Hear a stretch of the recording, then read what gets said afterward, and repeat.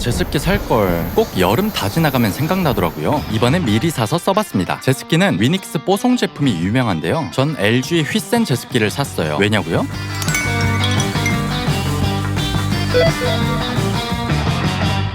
안녕하세요, 구메리즘입니다. 제습기는 필수 가전은 아닙니다. 그래도 필요한 경우가 있어요. 써보니까 확실히 왜 쓰는지 알겠더라고요.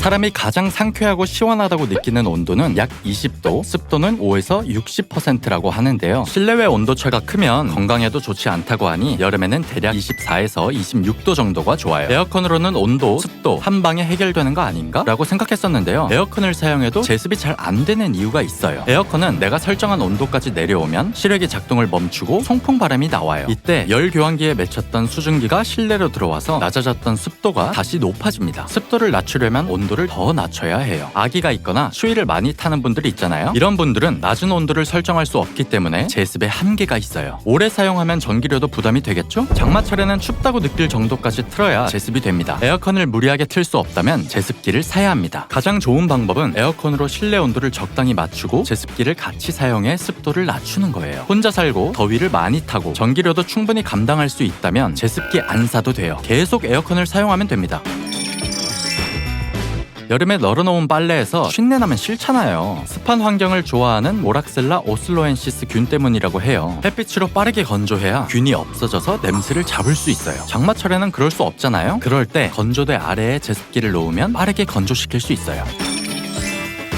여름 한철만 쓰는데 제습기 사는 게 너무 아깝다고 생각하시죠? 겨울에도 실내외의 온도차로 인해 결로 현상이 생길 수 있는데요. 그대로 방치하면 곰팡이가 생길 수 있어요. 항상 건조할 것 같은 겨울철에도 내부 습도를 관리해줘야 합니다. 습도를 잘 관리해줘야 하는 드레스룸에는 사계절 내내 쓰면 좋아요.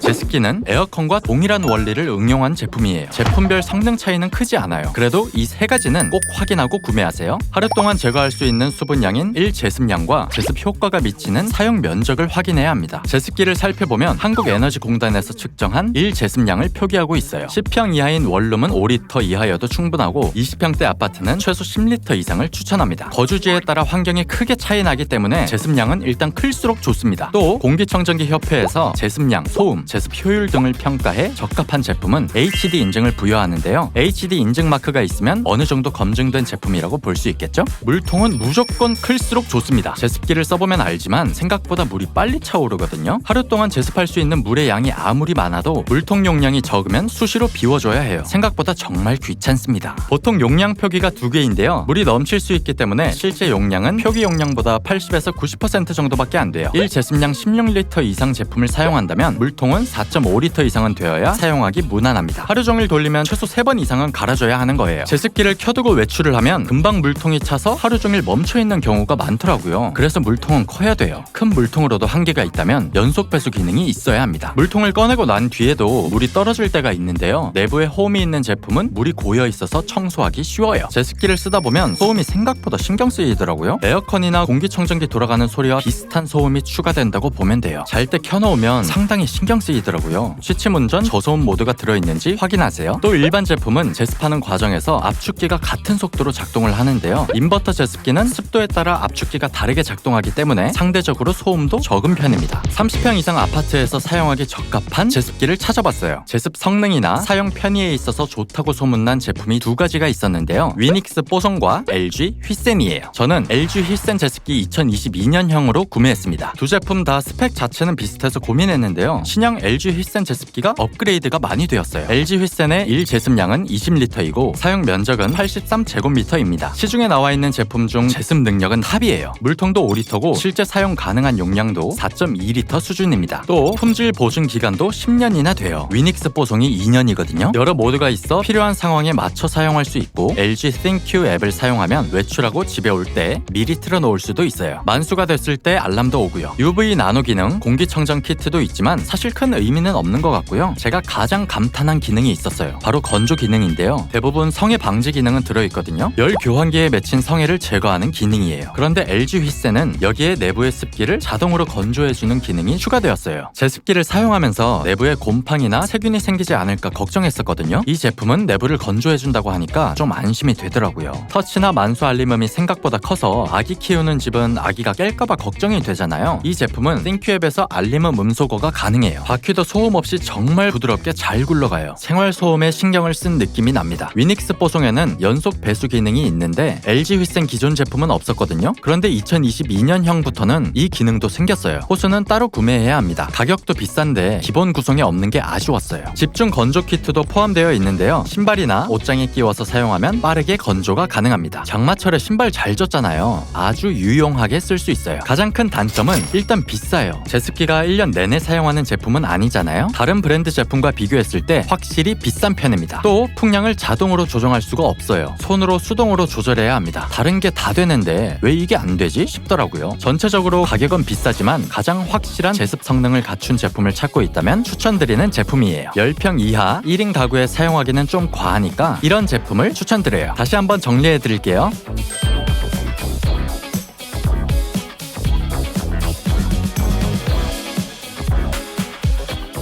오늘 리뷰는 여기까지입니다. 오늘 리뷰도 마음에 드셨다면 구독과 좋아요, 알림 설정까지. 궁금한 제품이 있다면 댓글로 남겨주세요. 그럼 안녕!